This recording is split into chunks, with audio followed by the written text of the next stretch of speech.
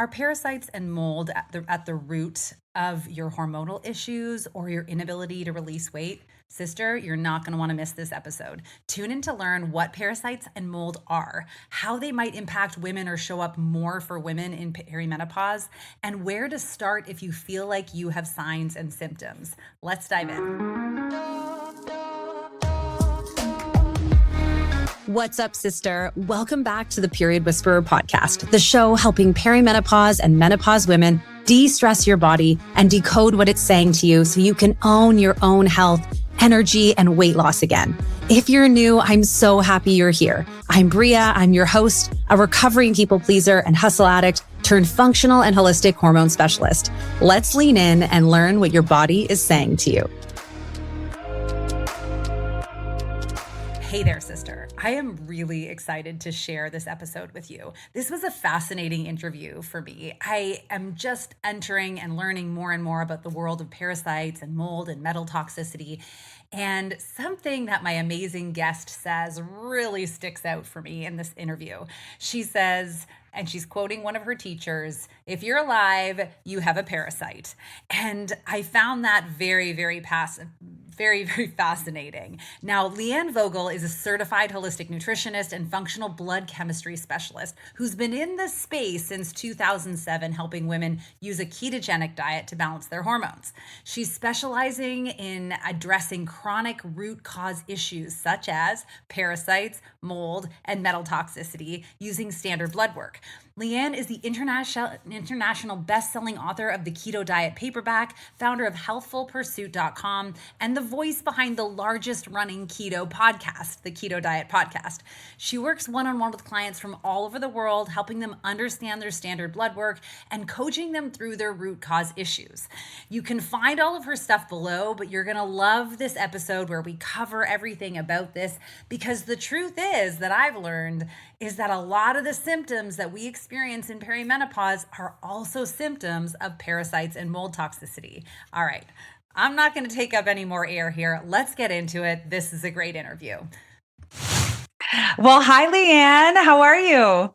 I'm so good. Thanks for having me. Oh, thank you for being here. I'm so excited you're here. You have an amazing resume, which I already shared in the intro, but more importantly, you share such incredible information in a really digestible way on your podcast, the Keto Diet podcast, as well as on your Instagram. And I'm like, I honestly am fangirling a bit here. We could spend this interview talking about a lot of things, but today we're going to talk about parasites and mold impacting how you feel in perimenopause. And honestly, I'm already geeking out about it. So let's start here. Why don't you tell us about you and how you came to love helping women, helping people, and really knowing so much about this topic? Yeah, so it's an evolution. I graduated nutrition school in 2008. And at that point, I just thought if you ate really well, that your health would be great. And you moved a little bit, your health would be great. But fast forward a bunch of years of having clients and individuals that just weren't progressing.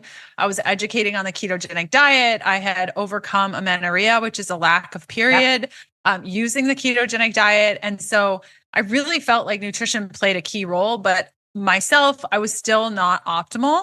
And of course, we're going to be chasing our tails if we think it's going to be perfect all the time. But there were some key issues that were happening that were just raising some red flags. And I had many clients at the time that just weren't progressing.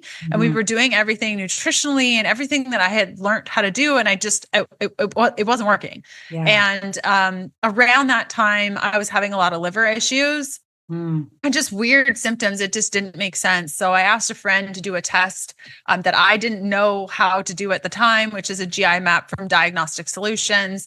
And thank the Lord that Entamoeba histolytica, which is a pathogenic parasite that slowly annihilates your liver to the point of death, I had that. And so the dots started connecting, but then I was like, parasites, what? This is like, how did I get this? How has this been in my body for this long? How is it affecting my liver? Like, I learned nothing about this. And so through learning and a lot of trial and error on my part and starting to see a lot of those patterns, like, when you, as a practitioner, when you see something, you can't unsee it. And so then I started seeing parasite symptoms in a lot of my clients. And then I started tying it with mold. And then I remembered when we renovated our house, that's kind of when my health declined. And I remember the contractor saying, hey, there was a bunch of black stuff behind the shower, so we cut it out. And I'm starting to connect the dots of like, oh yeah, so I've been dealing with mold illness this whole time, and I thought it was adrenal dysfunction.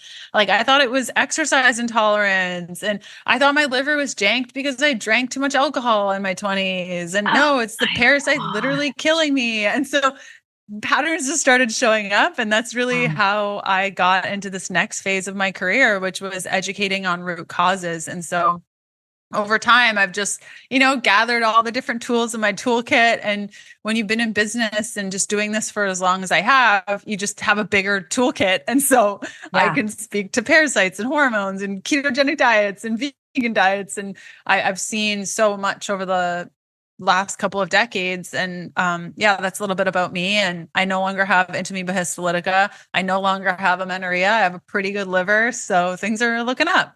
Oh, that sounds like, and you look glowy, which is great. So it obviously is working. That's awesome. And what a crazy story. So, and I have so many questions, but let's start with what are parasites and what is mold, so that maybe we can kind of define that piece. Yeah. So parasites are,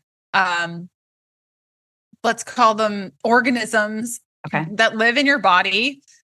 Sometimes they can be dormant, meaning they don't have a lot of symptoms. Oftentimes parasites will deplete your brain of serotonin. So it will cause gut inflammation. Your serotonin will be depleted. Your tryptophan then gets out of whack. And so a lot of the parasite symptoms that I see have a lot to do with mood dysregulation, sleep dysfunctions, anxiety issues, fatigue. And I just listed off like everything that every woman ever experiences, right? So you're like, do I have a parasite? So one of my teachers always said, like, if you have a pulse, you have a parasite. It's pretty common for most of us to have parasites. It's just at the level in which we have the parasites, how long that they've been, and how pathogenic it was. In my case, I had Entamoeba histolytica. Not an ideal parasite to have. I wouldn't want anyone to have this. I remember sharing it with a nurse friend. Like, I had Entamoeba histolytica. She's like, "You're living? That's crazy. You lived through that." So like, you don't want some of the really terrible ones. But some of them are quite common and they're quite easy to kill. And it's just because we have low hydrochloric acid in our stomachs. And we don't have that defense mechanism. We're so stressed, our hydrochloric acid is lowered, and parasites just set up camp. And a lot of the times parasites are allowed to exist in a body that's toxic, because parasites are like vats for heavy metals and mycotoxins and chemicals. And so if our body sees a parasite, it's like, come on in, you can actually help me soak up all the toxins that we're being, subjected to on a daily basis. And so that's a little bit about parasites. And in the case of mycotoxins, so mold is, you may walk into a home and think, oh, it's a little bit musty. Well, that's mold. We call it musty, but it's mold. And mold creates certain toxins, and we call those mycotoxins. So it's not necessarily the mold that's in your body, but it's the mycotoxins, the toxins that the mold creates that goes into your body. And a lot of the times, like most of the times, what this will do is block LDL receptor sites in the liver and cause excess LDL. So what I see most commonly in individuals with mycotoxin dysregulation issues and the inability to detox these mycotoxins is their LDL will be elevated. There are many other markers that we look for on blood work, but that's like a key one that kind of gives me an indication, like, are we dealing with mold, or are there other things? So there are some molds that are totally benign and fine and it's okay. And then there are other molds like Stachybotrys, for example. If your home has that, you're not going to feel so good. And some people will react really poorly to this. I am quite sensitive. Like my husband, he could literally be sleeping beside Stachybotrys and have no response. With me, even the slightest bit, I will get headaches. I will have like the most intense sinus pain, nosebleeds, rashes, oh my gosh, stuffed nose, like pretty pretty quickly. Yeah. A lot of fatigue, memory loss issues, inability to cognitively function. So you can see like parasites affect mood and cognition, mycotoxins affect mood, cognition. And Yeah. so both of these kind of play together. And why it's important to speak about them together is that when you're subject to mold, you're going to become Th2 dominant. And then parasites can kind of just slide in and set up camp and chill because your immune system doesn't even see that it's a problem. And so these two oftentimes go hand in hand. So if you're currently working on a parasite protocol, you should probably also work on a mold protocol. And similarly, if you're working on a mold protocol, you should definitely make sure that you don't have parasites because they work in tandem together quite nicely, synergistically. Oh, I find this stuff, it sounds super creepy, but it's super interesting when you think about it. So what you're saying, if you have a policy of a parasite, going back to what your teacher said there, so is it possible that we can get a parasite and also like have the parasite die without us ever even knowing?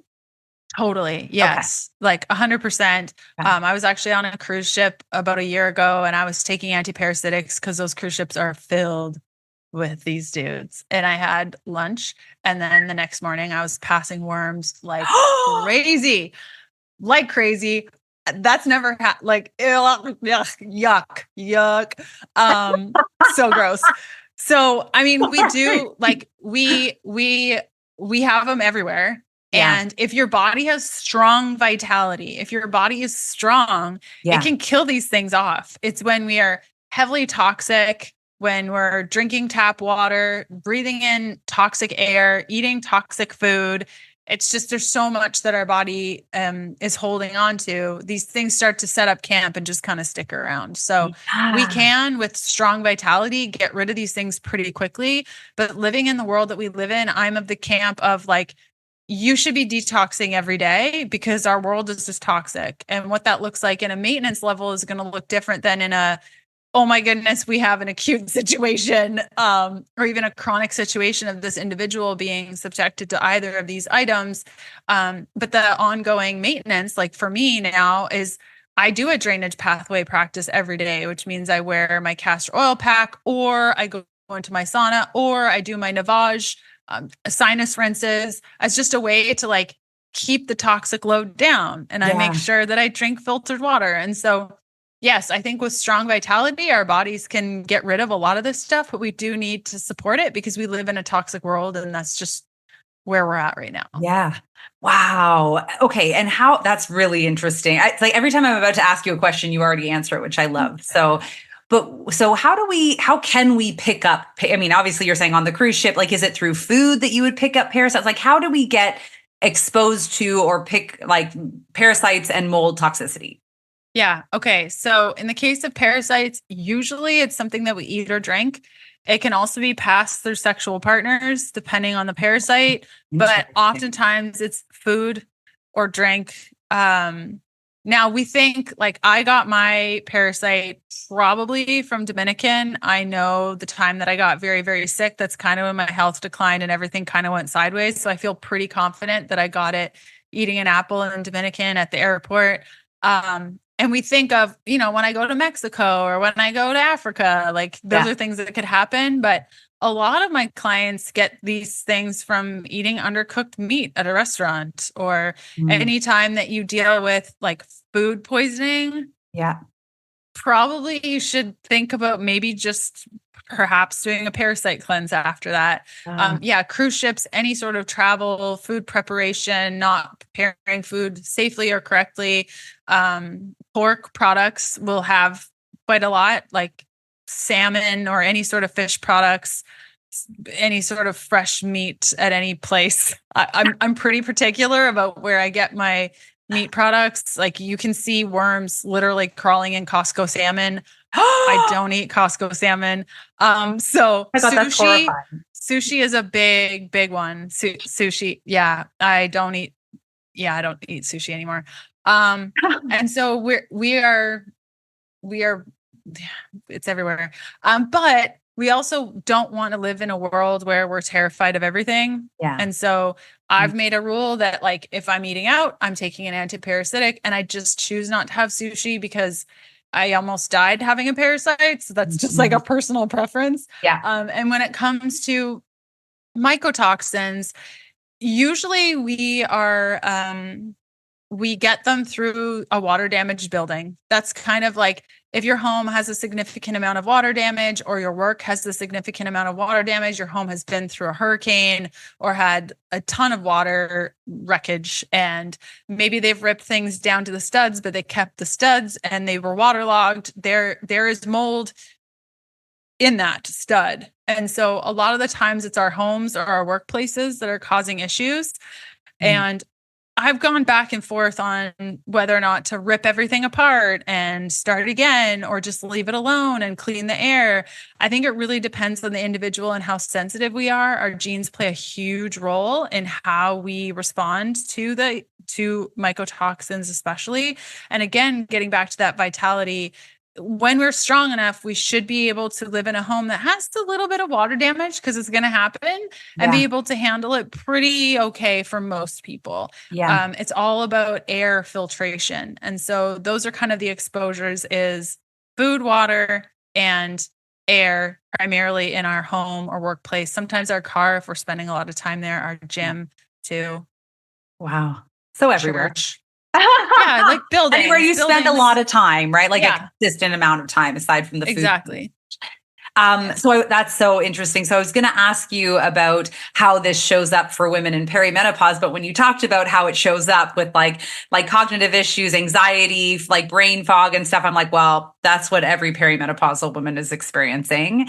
Yeah. The unique thing about perimenopause, menopause is your adrenals are having to take over more of the load as you have less and less hormones that are being created by your sex organs. Yeah. So if an individual is already bogged down with infections, like in the case of parasites or mycotoxins, a lot of the time these symptoms will get worse. Yeah. Because the adrenals are already taxed. And so your menopause is going to be worse because your adrenals are already maxed with the infections that we're dealing with. And so I think oftentimes many of the women that I work with are 45, 50, their cycles are getting a little bit wonky, or they experienced menopause recently and all of a sudden things are like sideways and it's like a nightmare, and they're saying hormones. And I'm like, yes, but they're responding to the problem. The problem is not the hormones. The problem is everything else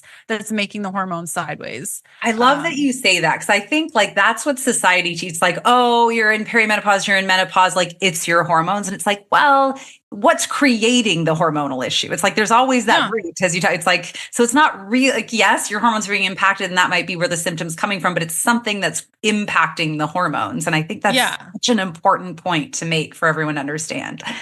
And like I take progesterone and DHEA because I feel best on those things, and I've found like the right combo that works for me. And so sometimes, yes, it's about being comfortable and having those solutions that bring comfort, but being on a significant amount of those hormones and not getting to the root cause, like it won't work. Like a lot of my clients go on HRT and they're like, I feel great. And then 3 weeks later, it's like, okay, that didn't work. And it's like, because it's not, you can take as many hormones as you want. It's going to do nothing. And especially in the case of mycotoxins, because they're so challenging on the liver, if you're bringing in then estrogen and you're playing around with all that and your liver can't detoxify the estrogen, it just gets into a whole wackadoodle situation with the estrogen and the liver and the mycotoxins. Yeah, well, because your liver's dealing with all of it. So it's another area that's overtaxed, right? And then it's like you have liver congestion, and so you've got your adrenals overtaxed, you've got your liver now overtaxed, and everything just kind of backs up and it becomes a big shit show. Excuse my language.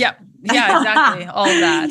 Yeah. Or constipation show. Yeah. Which again, there's the whole detoxification issue. Like it's just a total backup. So, so we can, so if we have a parasite or mold issues, then it can be exacerbated because of the taxing of the adrenals. So then is it also fair to say that because our adrenals more taxed and maybe our immune system's down, then we become more susceptible to these things in this time as well? Exactly. Yeah. Ding, ding, ding. Especially the parasites, especially because that's kind of they just feed on the weak.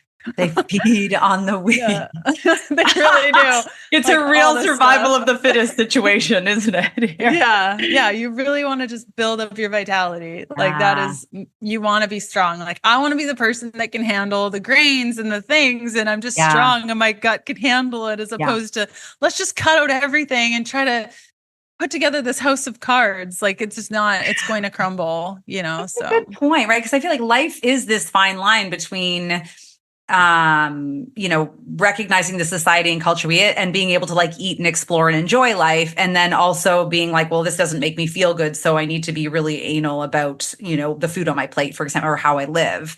And we want our body to have that vital reserve, don't we? And so even just being on this stuff can allow us more flexibility and bounce back. I guess that's what you're saying about vitality. Yes, exactly. We moved from a boat onto land in a home, and the home, I knew walking into it wasn't going to be perfect. Like it's a home in Florida. It's going to have mold. Like, there's no way around this. And so how can I be responsible in knowing that I'm going into it? Like, could I have walked into this home and lived here 10 years ago? No way. I would have been really reactive and all the things. But now as a stronger individual, I'm not going to be an idiot and not clean my air. That would be stupid. And it would end me in the same result that I had previously. So how can I maintain that vitality by keeping the air cleaner? And so I don't get further sick and I can maintain that strength.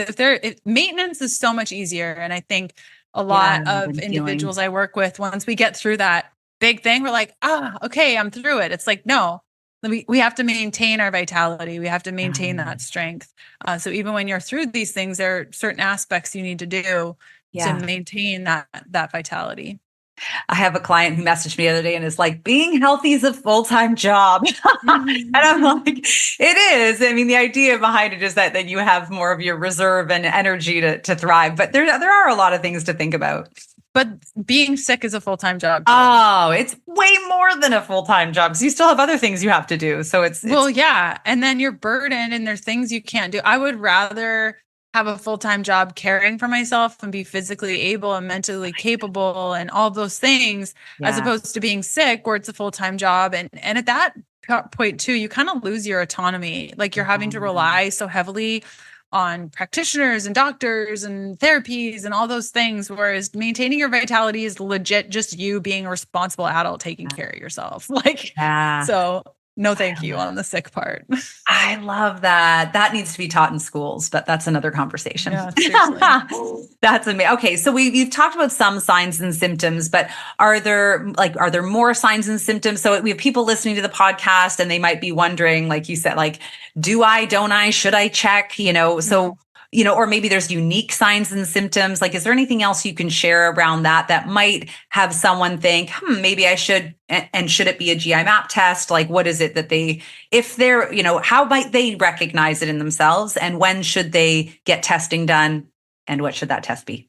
Yeah. So I'll come right out and say that testing is not ideal for parasites. I was a lucky one where mine displayed. But most of my clients will have parasitic symptoms, like a significant amount of parasite symptoms, in addition to blood work that clearly shows a parasitic pattern indirectly. And when we do a GI map or other stool testing, it shows nothing. And so in those cases, I'm like 100% we're going to address parasites, because you think you have parasites. I think you have parasites. We're going to do the parasite stuff. So other things that you can kind of look at is restless sleep, grinding your teeth at night, drooling at night, any sort of acne, rashes, skin issues, psoriasis, going from diarrhea, loose stools, constipation, any sort of chronic SIBO issues that you just cannot even get to the bottom of, meaning you're feeling gassy and bloated, bowel urgency, like you just can't hold it in.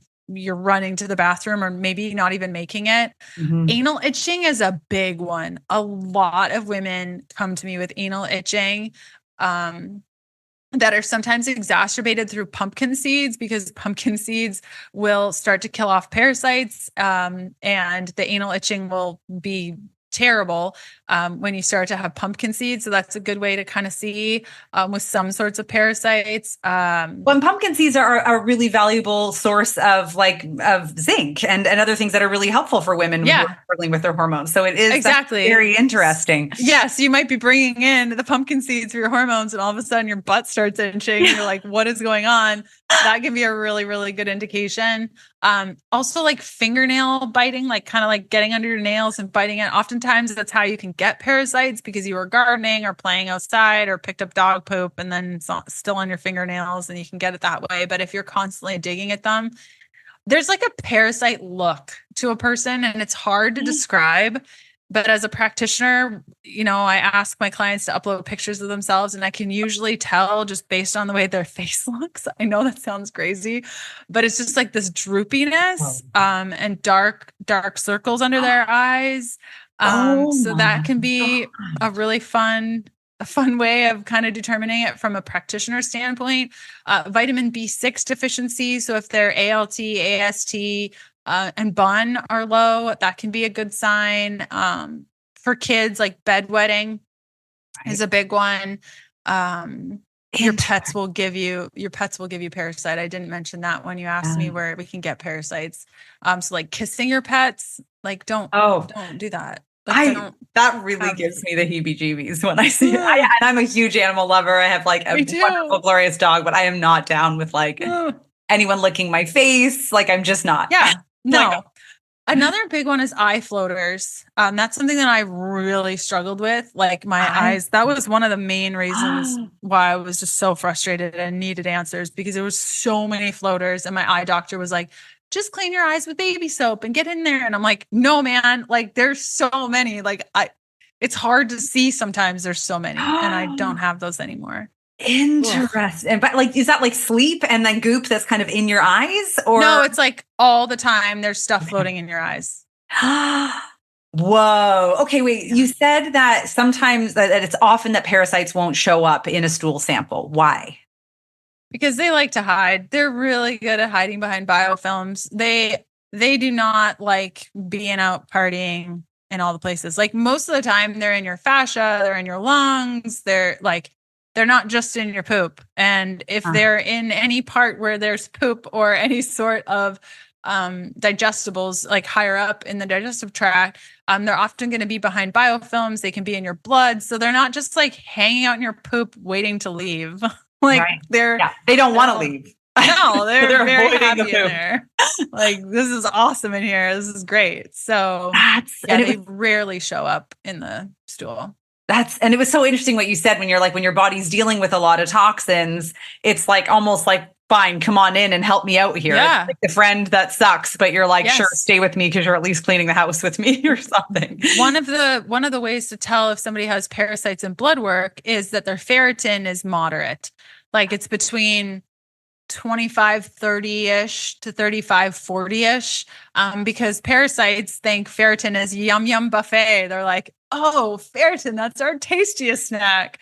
And so they will eat down the ferritin to around that level. And so oftentimes, these people will go to their doctors and they'll see the ferritin and they'll be like, just take iron. This happened to me when I was sick. Just take iron. Your ferritin's low.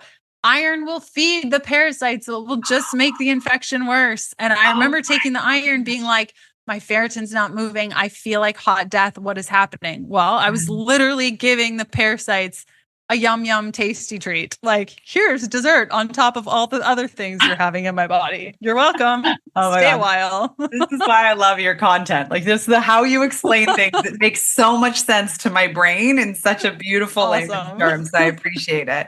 Okay. So, this is tricky. It feels like, because, these symptoms feel like so many different things that we're going through, tests might not bring it out. So like, what do we do? Yeah. Okay. You look at your symptoms, you have knowledge about your body.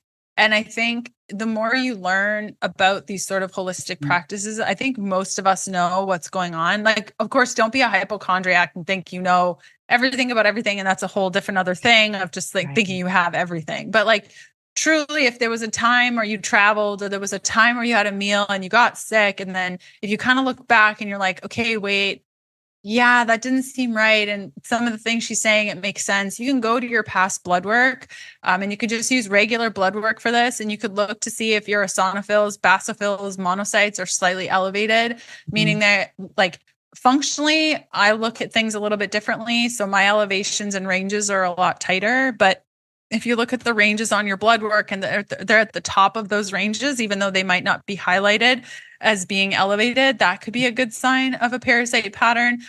We talked about the ferritin being a sign. BUN, ALT, AST can be low because of the B6 deficiency.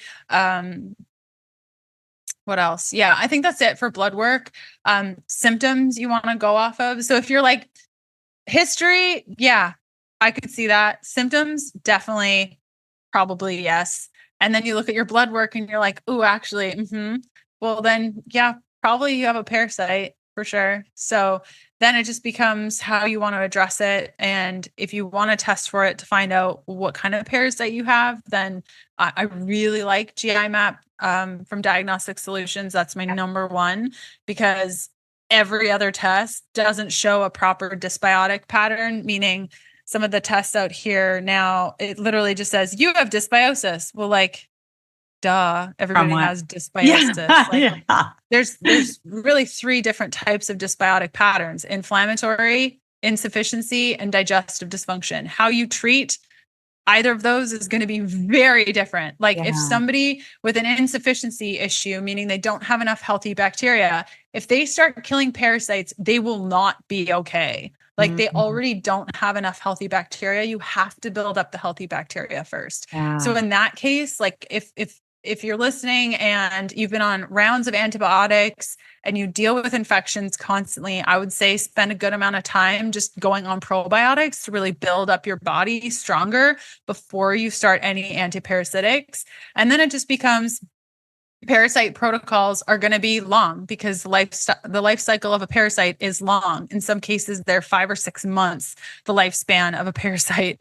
And so you can't just go on a 10-day parasite cleanse and be like, got them all, let's go. So it really takes commitment to understanding your symptoms, checking your blood work, taking a couple little breaks, because it's linked to serotonin. There's the level of full moon that plays a role, because when the full moon is out, it's going to trigger the parasites more. The serotonin is going to change. And so ebbing and flowing, it's crazy. That's another great sign. Like if you are nuts on the full moon and your symptoms are crazy, ding, ding, ding, probably parasites. You know how they always say, oh, is it a full moon? Everyone, if you've ever worked when I was younger, I worked in retail, and that's what people would say. Like, I think parasites. They're like, oh, all the crazy people came out today. It's the full moon. So that's parasites. Yes, which is so crazy because I remember knowing exactly when the moon was based on how I was feeling. And I think there was just a full moon, and my husband was like, hey, there's a full moon tonight. I'm like, really? Like, I'm not like, cool, that's great. I felt nothing. So that can be a good sign. So that's kind of never heard that before. That's the parasite piece. And then the mycotoxin piece. This is a little bit more like nuanced, I guess you could say. There are people that get really sick from being in moldy places. And sometimes, very rarely, but sometimes they need to get out of that home and they need to find a safer place. I would say that I've probably, in my years of practicing, I've probably worked with, I don't know, maybe 5% of my clients are that bad that they would need to like leave their home. Sometimes it's a matter of just opening up your windows, cleaning your home really well, using HEPA filtration, having a air filtration running constantly. Like you probably can't hear mine in the background, but I have a lot through my house to keep my home air super clean. We breathe 20,000 liters of air a day. That's more food than you will eat in a day. That's more water than you will drink in a day. And yet none of us are thinking about our air quality. Well, very few of us are thinking about our air quality. So a lot of times it's vacuuming, wet dusting, and keeping your air clean with filtration is usually enough to just make your space cleaner. And then it's about getting in there with supporting your liver, because your liver is going to detoxify those mycotoxins, sweating, because sweat is going to get those mycotoxins out as well, and your drainage pathway work, and binders to like start actually kicking those mycotoxins out. But I would say, like, of the two, I far prefer working with mycotoxins, because like when they're out and it's a lot more manageable and doable, though you might feel not so great when you detox. Parasites are a lot more nuanced because they're hard to test for. They're like, symptoms are cyclical, and antimicrobials can make people feel like terrible. And so it's a little bit more involved, but they usually, in a proper order of operations, you want to go open up your drainage pathways, meaning start moving your poops, start sweating, start moving your liver properly, then get into parasites, because they're going to be larger actually in physical size. You're going to bust through biofilms and start to work through some of that stuff that they're hidden behind, and then get started with mycotoxins, because they are smaller and therefore they kind of come after the parasite work. How do you test for the mycotoxins? Great question. Okay, so you can actually tell, like I was talking about previously, the mycotoxin pattern in blood work. A big sign that I look for first is like your LDL being elevated. Your LDL also, like, if you are chronically ill from a mold situation, your LDL will be totally tanked. Your cholesterol panel will be tanked. Okay. Monocytes will usually be high, regardless if it's like an acute situation or more of a chronic, terrible situation. Yeah, it's usually the cholesterol panel that I look at most. And then you get into testing either your home to know kind of what are we dealing with from a home perspective. I like testing homes just because I can tell from the molds that we're testing for in the home, did they match the mycotoxins in your body? Right. So I can test your urine, which is usually the way that I like to test a mold. A lot of doctors will test blood, but that doesn't tell us anything. And so like, it's just, it doesn't tell us anything that we can like really use for any purpose. But with urine, we want to do a provoked urine test. That's basically taking a provoking agent that's going to provoke those mycotoxins out into the urine, so we get an accurate amount. And then we can actually see, do the mycotoxins that you are releasing, are they generated by the molds that are in your house? If yes, then we really need to focus on your house. If no, then you're getting this from another place, or this is from when you were 15 years old in your disgusting basement playing Barbies, so like, that those mycotoxins can actually stick around for that long in the body. And so sometimes it's about detoxification from 40 years ago when you were a kid. And then that's usually pretty easy. It's a pretty easy process on that one. Fascinating. Okay. So again, we've covered so much here, and I always love to try to, like, obviously we're going to, tell everyone how to learn more from you to dive more deeply into this. But you talked earlier about like mold and parasite protocols, or like how you detox every day. Like, so for people who are listening and if they want to do something today, is there anything you recommend that people work on? Like, one, I feel like how to detox every day is like something everybody can do at any point in time, and just as a preventative situation. Totally. Yeah. Okay. I've actually put together like a free outline on how to open up drainage pathways stuff. So if you just go to healthfulpursuit.com/parasites, it will outline not only the opening up drainage pathway and how to detox every day, but also some of the parasite stuff. So you get like a 2-in-1. But even if you just want to focus on the opening up drainage pathway piece, that's a really good resource. So it's healthfulpursuit.com/parasites. So drainage, think of it like every way that your body gets rid of stuff. Women have a really hard time getting rid of stuff in their bowels. Like, that's usually the number one thing is constipation. So really trying to figure out what's going on with your bowels and getting those moving, whether it's magnesium oxide, citrate, castor oil packs on the bowel, taking more fiber, less fiber, more water, more electrolytes, whatever you need to do to get those moving nicely. There are also like herbal blends that aren't going to cause reliance on it, but at least get your bowels moving. They have to be moving properly. And it is very important that they move well. That's how What we're is going that to for get you? estrogen. You talk about that. Like, what is that for you, moving very well? Okay. So it really depends on how much you eat. I eat about 3,000 calories a day. Yeah. So my poop's going to be like 2 or 3 times a day and like Right. a good amount. But like if you're eating generally, ideally, like the perfect digestive system is you eat and 30 to 45 minutes later, you have a bowel movement, not of the food you just ate, but the food you ate like maybe 8 hours ago. Right. Pushing down. Yeah. Pushing Just down the like food. make Yeah. it space. Like if you Yeah. watch babies, like they'll eat and then they'll be foolish and then they'll poop and then they'll want more food. Like that's really, that is how we should be. And so that's an ideal situation. It should be well formed, not too hard, not too soft, just right.